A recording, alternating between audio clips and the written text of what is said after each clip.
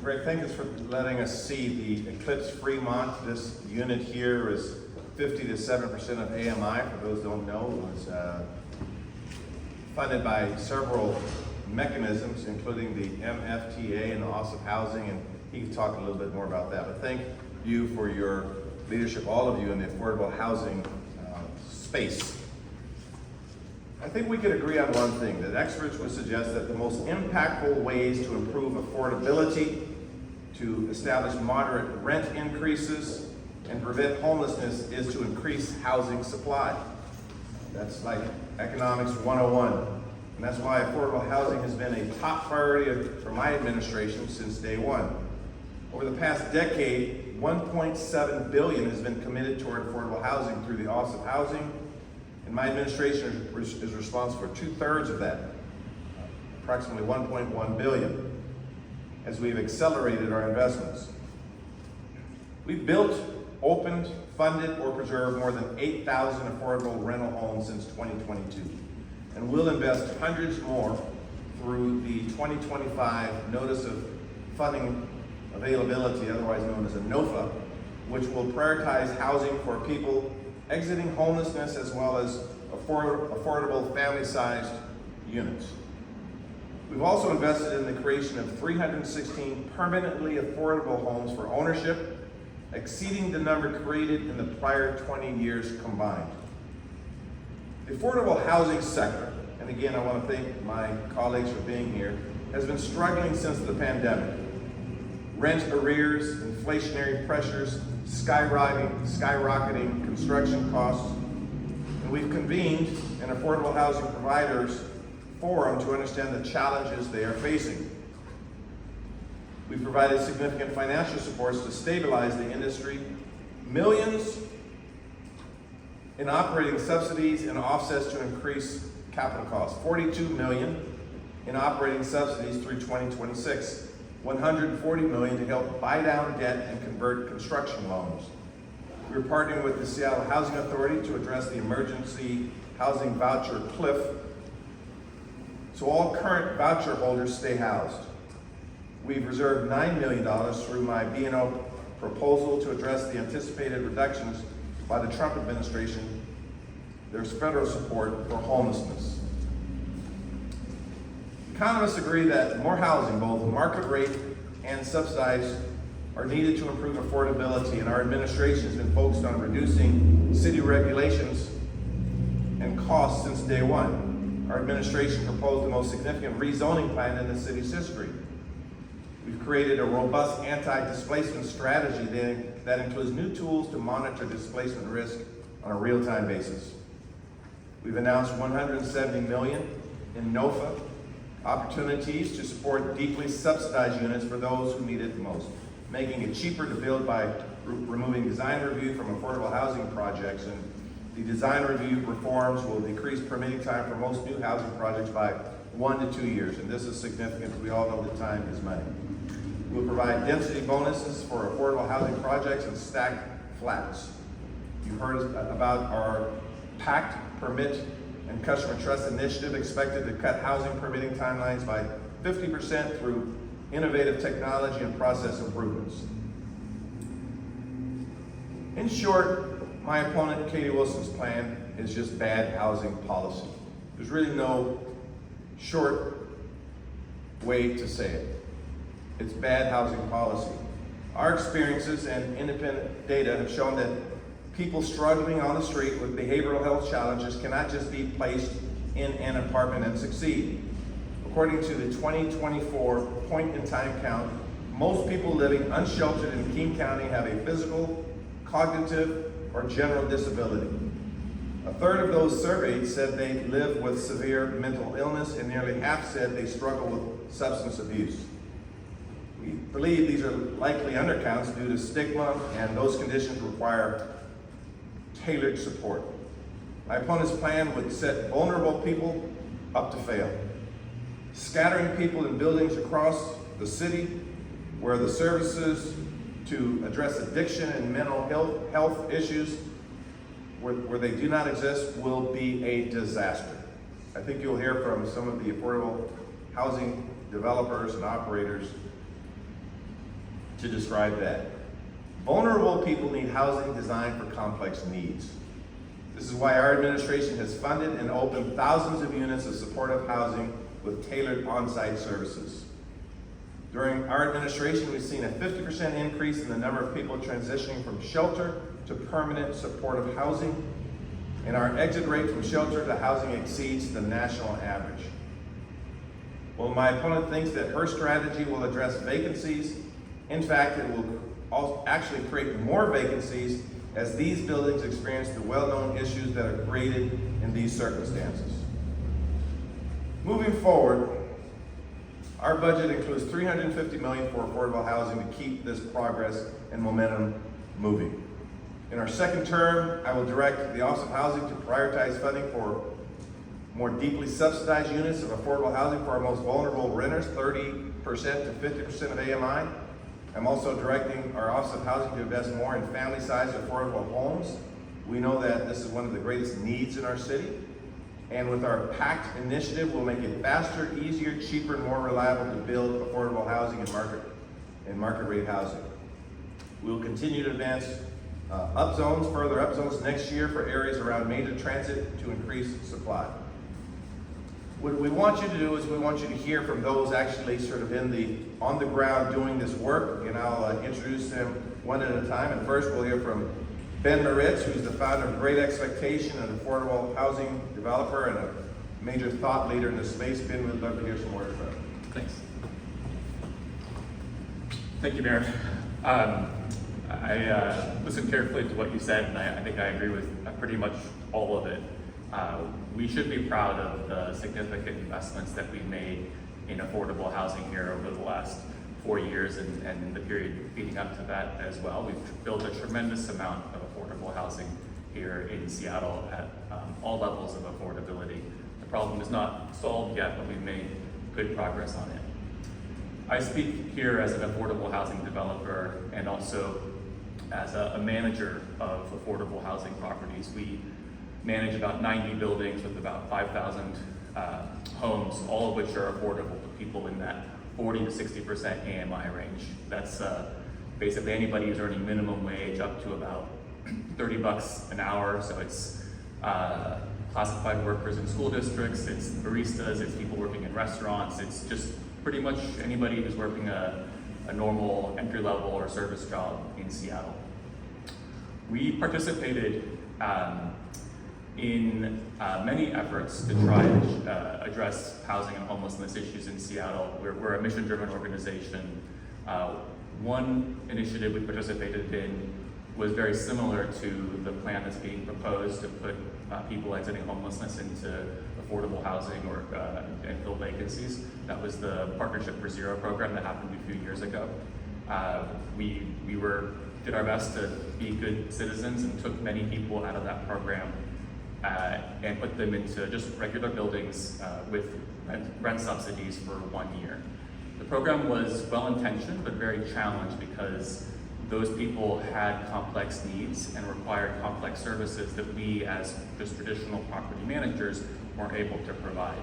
There was a promise of additional services that was going to come with them, and it didn't really happen. And pretty much all of those people had to end up leaving the property after the course of their subsidy ran out. None of them really were able to successfully transition. And unfortunately, I don't know where a lot of them ended up. I'm fearful that many of them ended up back in homelessness. I'm concerned that a plan like this to fill vacancies with people coming out of homelessness would end up in a similar situation. The reality is we have to find solutions for people who are experiencing homelessness to provide them permanent housing. We know homelessness is a housing problem, but that can't be a solution that's based on putting people into buildings where the services aren't ready to support them. We've made tremendous investments in permanent supportive housing. We're looking at other forms of services to support them in specific buildings that are perhaps for people that have needs that are not quite as acute as what's required by permanent supportive housing. We have to continue that work to be able to address the housing needs of everybody in the city. The other point I wanted to make is that every single housing project, affordable housing project that we have in Seattle is a public-private partnership. The city does put in significant funds. Those funds tend to be matched at the ratio of about 4-to-1 or 5-to-1 with private funds, either funds that come from tax credit equity investors or from banks. The city gets a lot of leverage for its investment. When we put these projects in positions where they're not able to be successful because of issues that are caused by tenants or other issues, and they're not able to meet their financial returns to those private investors, those investors will not invest in future projects in Seattle. We've already seen some major investors pull out of Seattle. One of our leading affordable housing developers recently announced they weren't able to get funding from one of the leading banks because of the concerns around stability of housing in Seattle. Those problems are not driven by a lack of demand, they're not driven by a lack of kind of fundamental economics, they're driven by operational problems that have been caused by, effectively by the behavior of tenants in the buildings that have been very difficult for operators to navigate through. We need to make sure that we are putting the city investments in to create the housing that we need, but also respecting the commitments that we're making to our private investors to be able to make those projects successful. If we can do that, we can continue to invest, and we can address the needs of housing in the city. Thank you, Ben. Thank you. Thank you, Ben. Next, you'll hear from Curtis Brown, who is with Brighton Development Corporation, focused on displacement in the Rainier Valley. We recently had the opportunity to visit Brighton Place, and there's some marvelous things going on there. And Curtis, we'd love you to share some thoughts. 30 years ago, Robert, a young man who was on the streets of Seattle here on Aurora in male prostitution, heavy drug use, found out he was HIV positive. He was Robert. His real name is many young people and elderly people on the streets of Seattle that are suffering from incredible trauma. They're on the streets not for economic reasons, because they left a place that was hard. That trauma and walking through not only Robert's death, but Robert came one day, and we had to say to Robert, "You're gonna die. What do you want last?" "Guys, can I just come over to your house and have pizza and watch a movie?" Robert dies. Robert is many funerals that I've attended in my years with young homeless and elderly homeless people. But they're not all bad stories. A shelter came to me in early 2000 and said, "Curtis, we want to build a restaurant at our shelter." And I said, "Oh, that ain't gonna work. But why don't we build a delivery system of sandwiches?" So we built a whole, we'd love to talk about this for hours, but we delivered Heroes subs. These homeless people delivered subs we bought bikes, we put the bags in there. One day, on the day that we finished that delivery, one homeless man, because it was the day of the early internet, we had feedback, and an elderly man came to me and said, "Curtis, I want to talk to you about the feedback we got on the crunch bags." He said, "We can fix it by folding the bag this way, and we put the box this way." That man had spent 2 years in that shelter in recovery, had a full structure around him. Hero Sub ended up creating a second one down in Federal Way. When we provide an environment for homeless families and individuals, a structured environment, they can survive. But the problem is they need massive structure. And the only way to do that is to provide special programming. My compassion to the homeless is so strong that in a lot of our housing, we've tried putting individuals. The problem is when you're homeless, you create a new family, and it's a street family. And then that street family comes into the shelter and destroys everything else. People need to be part of a community, and the only way to solve our homeless process is to create community for our people. But we take affordable housing where people are struggling already and trying to make it, and then we bring more trauma into it, we create a situation that is untenable and will make the situation worse. I am here out of frustration and anger because we talk about policy. We should be talking about people. The mayor's plan put people first, not policy. And that's why I'm here today. Finally, my last point is, I told my staff that I told you I didn't want to be here today. I don't like getting involved in this stuff. I just want to take care of people. That's what I'm about. But the mayor said, "Curtis, you've got to stand up." I was like, all right. And then my staff who serve our tenants diligently every day, wrote me a little note and said, Curtis, you need to support us because we can't handle all that trauma. We can't handle all of that. It will destroy our work, we'll get burned out, and we'll be done. The mayor's plan is not the better plan, it is the only plan, and I'm in full support of where the mayor wants to go. Curtis has a way of mincing words there. I wish you could come out with it there, Curtis. Next, you're going to hear from Greg Dunfield, the president and owner of GMD Development. They own this unit, of course, and thank you for being here, Greg. We look forward to hearing some thoughts from you. Thank you, Bruce. Well, welcome to Eclipse, Eclipse Fremont. This property, 153 units of workforce housing here in the North Fremont neighborhood. Is the result of a few city programs. It wouldn't have happened without the MFTE program and OH and OH loan, and then a private sector loan. This property targets 50 to 70% of AMI. That's a little bit of a higher range than most of the affordable housing in this city. This is a very few examples of this. And it really addresses one of the hard housing challenge, and that's addressing the needs of the missing middle. We have a lot of housing, a lot of dollars going into, moderate and low income housing, but the missing middle, really very, very few options for it. And so the recent extension and preservation of the MFTE program at the income levels that were passed is a real success, and we appreciate Bruce's efforts on that and the whole housing community. GMD is part of Seattle. We have 4 properties up and operating, another one under construction in Northgate. And we've seen the cycles that Ben, I want to echo everything Ben talked about. We've seen those cycles of, mismatching population to housing. We want to participate in all of the housing issues in the city of Seattle. We have been opened our doors to the formerly homeless and taken them in, but there's a way to do it. And we crossed some lines back in 2021, 2022. We took in too many in properties like this, where average people want to live and with their families and children, and they want a safe, decent, affordable place to live.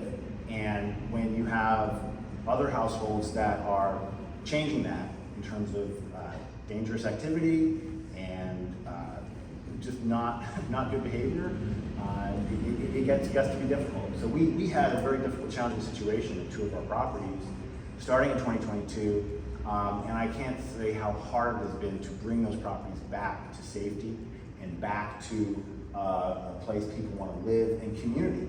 We lost community in those properties. Good families were leaving for behavior of very few. So again, we really need consistency. We need to continue the work that's been started under this administration, continue to move in the direction of a full spectrum of housing for the whole city.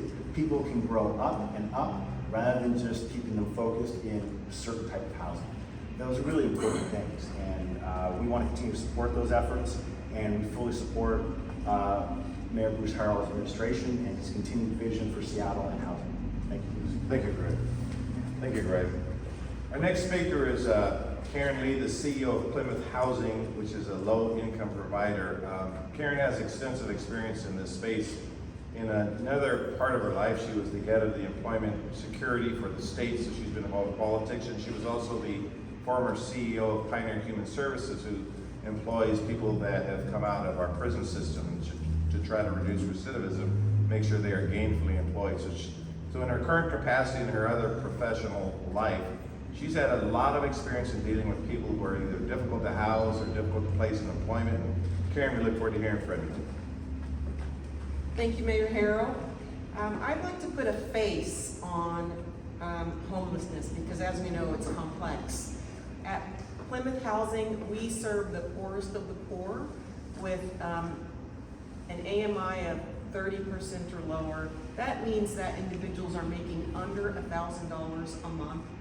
20% of the residents we serve have no income at all, and 80% are on food stamps. And through permanent supportive housing, we are serving 14 to 17 100 of our community's most vulnerable residents. So putting a face on homelessness, let's talk about when we bring someone who's been chronically homeless with a disability on the streets for many years into their home. That first few days, most won't even sleep on the bed. They'll sleep on the floor because they haven't had a bed. Many will not even have cooked on a stove for over 10 years. They haven't thrown out trash for over 10 years or made a bed for over 10 years. So that type of individual can gain the skills to be in society, but it takes services, it takes care, it takes community, and it takes professional services. And so for permanent supportive housing, it's a very, very important part of our housing continuum here in the city of Seattle and the greater King County.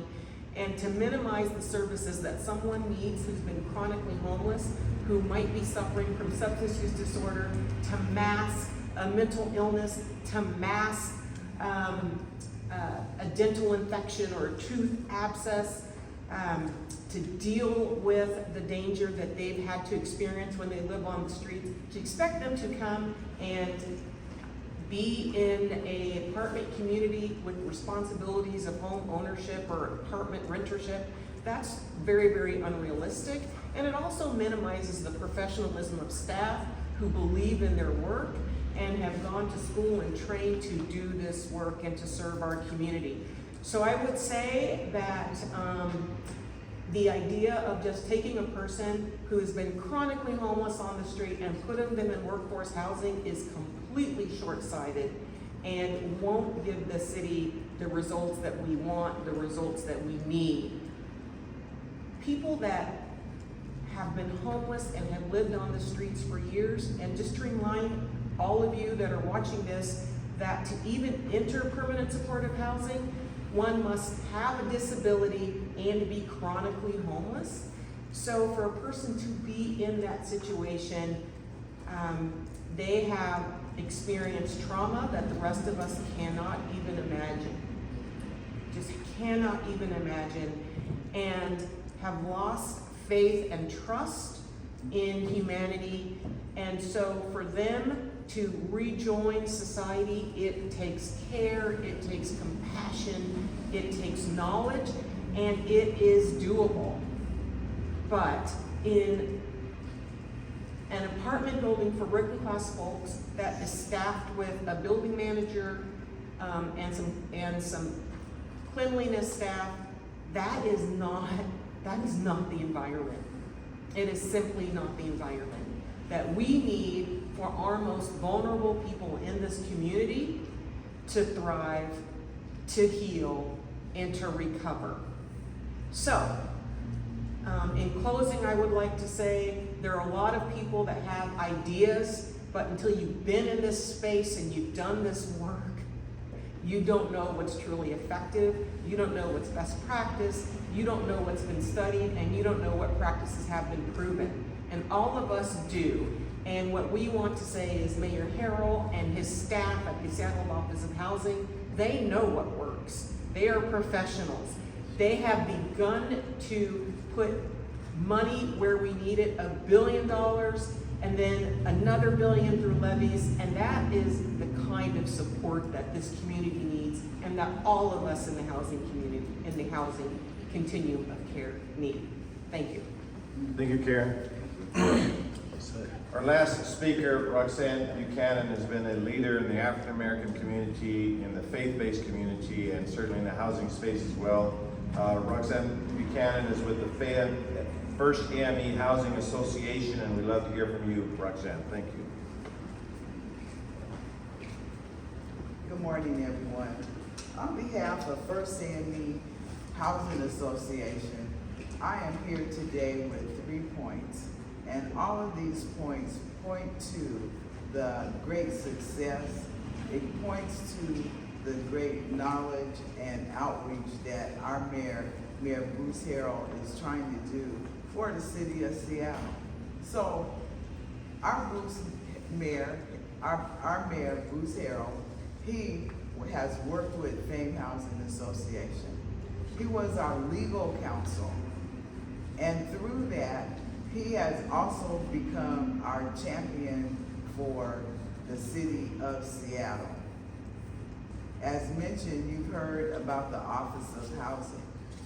It would not have been possible for First AME Housing Association to do our development of Bryant Manor 1, which was completed in September of 2024. Thank you so much, Mayor. And we are currently on track with Bryant Manor South to be completed mid-2027 with another additional 149 units.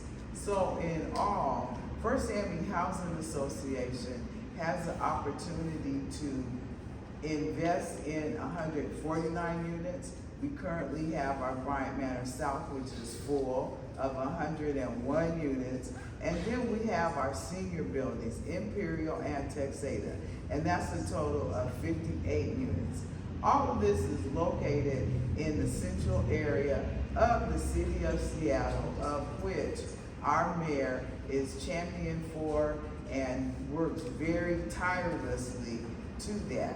So to that end, our mayor's historical announcement of the $80 million toward housing to work toward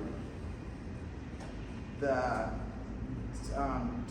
gentrification in the city of Seattle, within the central area, to work on that, because that still is an area that needs further nurturing.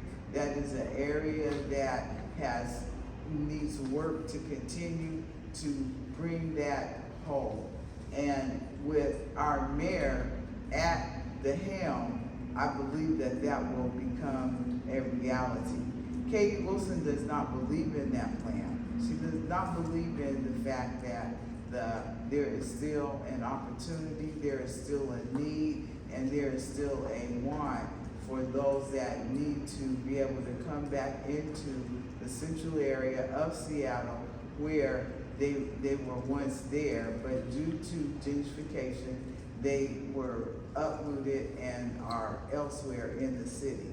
So in closing, the mayor has a definite plan. He has a passion to continue to reduce homelessness, to continue to provide housing, and I'm so proud to be a part of the area, the plan, the member, the friendship of our mayor, Bruce Harrell, who is also a member of First AME Church, where I'm a member of, and we do support all of his efforts to this end. And I thank you very much, and I thank you very much, Mayor Bruce Harrell, for your efforts. Thank you very much, Roxanne.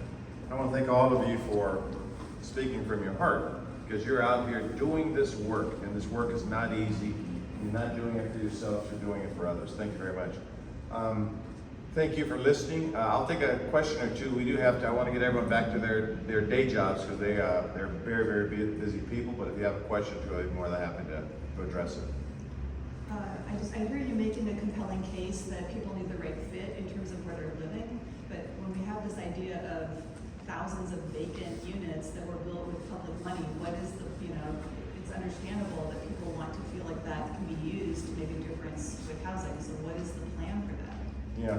So again, what I tried to describe, Amy, is that there's a few things. We are in a situation where we have a very unique situation because of the proximity between market rate housing units that have come on in the last few years and some of the vacancies in affordable housing.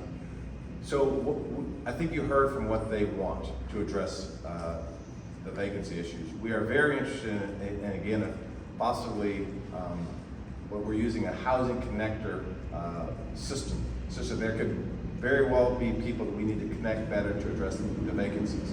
Their costs are going up, insurance costs and operational costs, and you see the $170 million we put in the budget to stabilize them. So we are very confident that within several months, the vacancy issues will be addressed. It's actually a problem that's sort of unique because of, again, the significant increase of market rate units coming online as well. One of the things we are concerned about is the effect of inflation and tariffs and what it's caused in their industry to begin with. And so they let us know as well as that they need money, is what they need. And so we are, again, you look at the funding we make available for them, that's how we'll address this. Their costs could be more manageable and they could do more marketing efforts to get people in there. But the point of this press conference is that putting people that need extreme supportive services in these units is, I think one person said, short-sighted and it's sort of a recipe for disaster. What is the indication you had that the plan is actually to put like the most extreme cases in these units? Because, and as you know, homeless people are not a monolith. There are lots of people who are homeless who just can't afford a home. So I'm just curious. I mean, if you're attacking Katie Wilson's plan, have you had an indication from them that they just plan to take chronically homeless people and stick them in units? Yeah, I think what you heard from Ms. Lee is they are already servicing a very difficult population. Some of these people have zero income. And what we've consistently said for 8 months, what is your plan? What is the cost of the plan? She has failed to describe the cost of this plan. And I've said repeatedly on many occasions, I've been working in housing policy for 30 years. Now, if there's a good idea out there, we will implement it. That's a bad idea.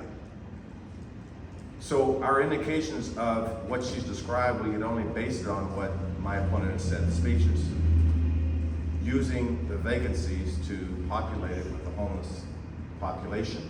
And the other part you heard in my remarks is permanent supportive housing is just not something you do willy-nilly. This place here was not built for permanent supportive housing. It's not built for it. You have HIPAA needs, you have social service needs, you have staff protection needs. So when you build a unit for permanent supportive housing, it goes into the architectural plan. So to all of a sudden say we're going to place people with these significant conditions in affordable housing where teachers and baristas and social workers may be living, again, that is just not a best practice.